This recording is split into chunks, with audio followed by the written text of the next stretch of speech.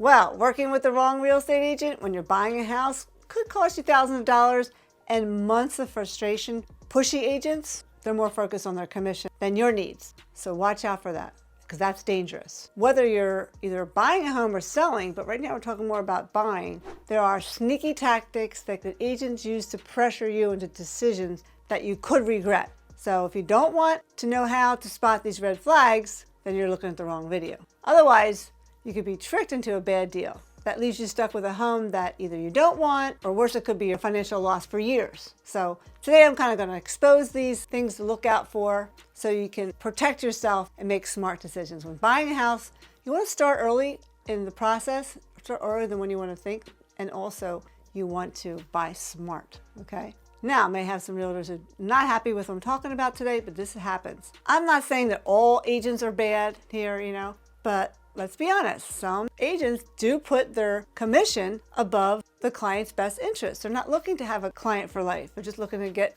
$1 to pay their mortgage or their car payment or something. So that could then turn your dream search into a nightmare. And the big thing right now is the National Association of Realtors. They just introduced a new rule, making it mandatory for home buyers to sign an agreement with an agent before showing a home. Now, you don't have to sign for your life for like a year. You can just sign for that one home. But whatever the case is, you might like that home. So this means it's never been more important than to be careful about who you trust, who can bring you value with one of the biggest financial decisions of your life. So stick with me in this video. I'm going to show you these kind of red flags or what you need to look out for to avoid getting stuck with an agent who's more interested in making a sale than finding the right home for you. So I want you to walk away empowered right now. I want you to know exactly what to look out for and how to choose somebody who's genuinely got your back, who's going to be your guide by your side throughout the whole process. Because you want to start early with this person, let them help you learn how to buy a home, maybe 6 months to a year in advance, I suggest, and then be with them throughout the whole process. So one thing I see a lot is when an agent overhypes a home that needs work, because I think that's one of the most frustrating tactics out there, pushing you towards a home that needs major work, since those are ones that most people don't want, or something that's in less than ideal location, like on a busy street, all while they hype them up that is having potential. So you watch the word for potential. That's the word to watch out for.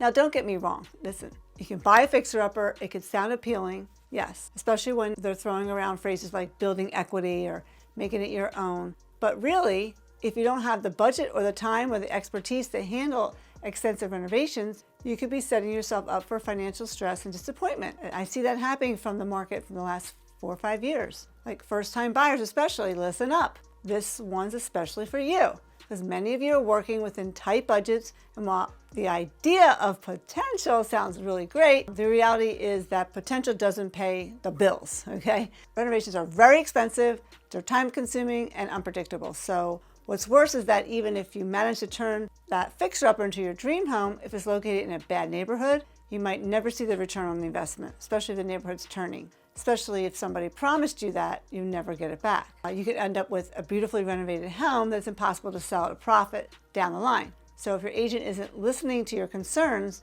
and is pushing you hard to sell you that fixer-upper, it could be a red flag. Walk away. Okay. Next thing I see is sending you listings above your budget. That's very frustrating to me and all very common. It's a tactic. Agents send you listings that are way above your budget. It really drives me crazy because it's not just annoying, it's disrespectful to you. Like before the pandemic, for example, it might have made sense to stretch your budget a little, however you can negotiate the price down. But really, let's be real here, those days are gone. And today's market is very competitive, with homes often selling way above the asking price. Going over your budget can quickly lead to heartbreak and financial strain. So why do some agents keep sending you listings that are beyond what you're willing or able to spend? It's simple. They're thinking about their commission, not your financial well-being, because the higher the sale price, the bigger their paycheck. So it's not about finding you the right home anymore. It's about pushing you into a price range that benefits them. And that is just frustrating. It's definitely a red flag. You need to take that seriously, okay? And this happened to you, speak up. If they keep doing it, it's time to find another agent. That's why you don't want to sign for too long with an agent. So If you've learned something now, learning anything right now, and you just didn't fall asleep during this video, please subscribe to my channel. I need 600 to help a girl out before the month is over. Time for a bonus tip right here. Bonus tip is that if you want to buy a house, especially, I'm not talking about buying now, selling is really important, but buying especially, your first time buyer, get your budget worksheet from your realtor, start with somebody early, start really early, 6 months to a year, so you can get it all together, so you can buy smart. So this is an investment, the biggest investment you ever buy. So bonus tip, start early and buy smart with an agent. And at the end of the video, I'm going to tell you how you can find a really good agent. So I'm not sure if you heard this catchy phrase before called marry the house, date the rate. It sounds like great advice, right? Buy the home you love now and don't worry about the high interest rates because you can just refinance when they go down later. That was big in the last 6 months or 8 to 8 months when the rates have gone up. I've been hearing realtors throw this around, especially when the rates got high, but let's kind of be real. It's kind of misleading and you need to really be cautious. Now, while it could be true, you can refinance if the rate drops, it's not as simple as it sounds because refinancing costs you thousands of dollars in fees. It take about 7 years just to get that back, such as your closing costs, appraisal fees, things like that. So there's absolutely no guarantee that rates are going to drop significantly enough to make refinancing worth it. And you'll be stuck paying higher than you wanted to, than you bargained for a long time, and you'll be house poor. And then you'll have no guarantee of any relief in sight. So the real truth is if your agent shouldn't be giving you advice on refinancing.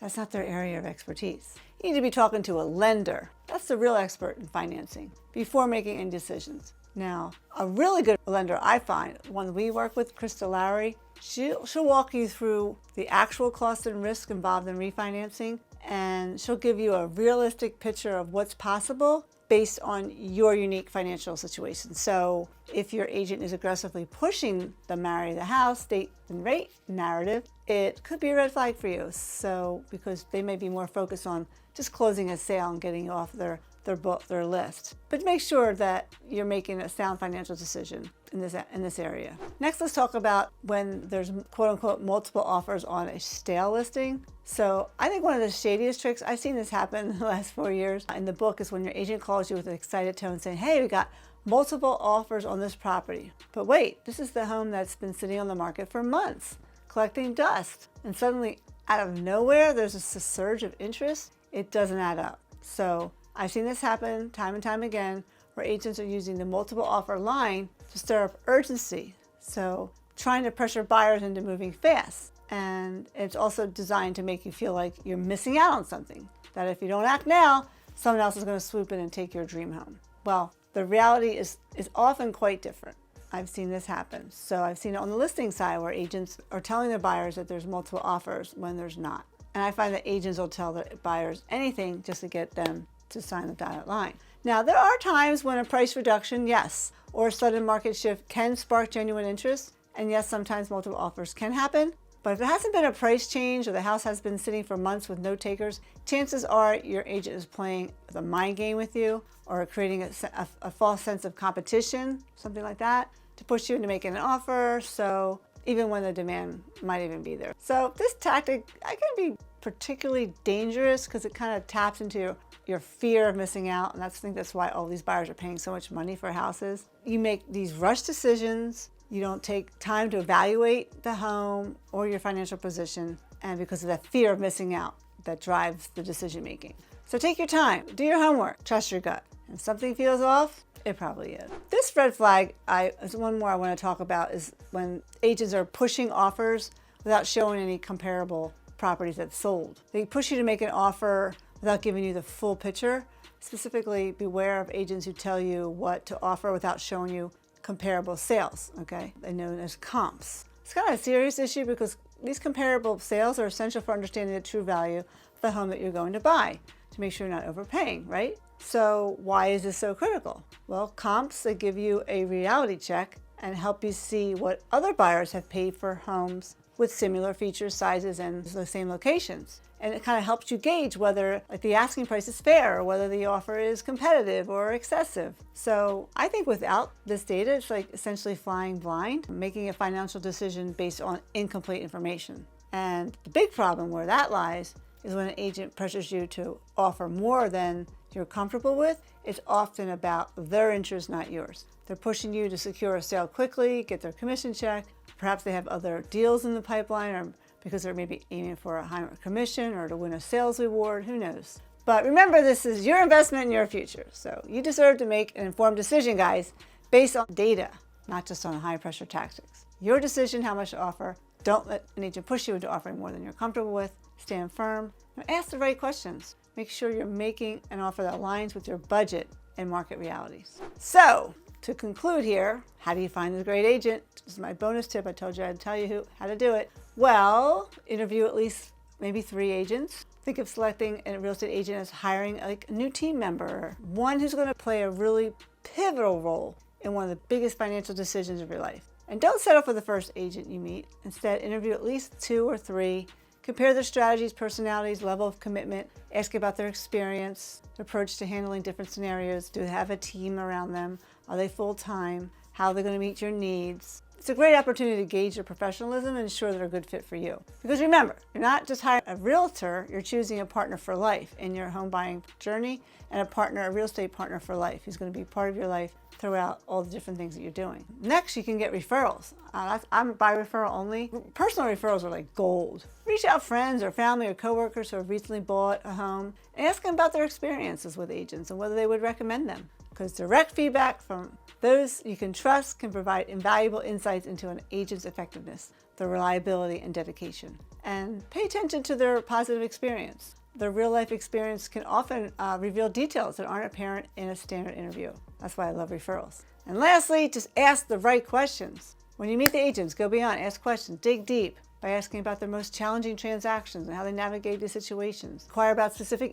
instances where they had overcome an obstacle or find creative solutions. Kind of give you a sense of their problem-solving abilities and how they handle stress. So a great agent should really be adept in resolving issues, managing the complexities of the real estate transactions, ensure a smooth experience for you, making sure they have the whole timeline put aside for you. Their answers will help you assess whether they have the expertise and the resilience needed to get you to the closing table without unnecessary stress and not buying a money pit. So really, if you're going to find a realtor, you must be careful, do your due diligence, find someone who's going to prioritize your needs, and work tirelessly to help you achieve your home buying goals because they're getting paid a lot of money. You deserve an agent who works for you. You deserve a partner, a real estate consultant for life. So it was great having you with my video today. I hope you got some bonus tips and really enjoyed it. Don't forget to smash that subscribe. I need those 600 subscribers. Thank you for helping me out, and I'll see you on the next one.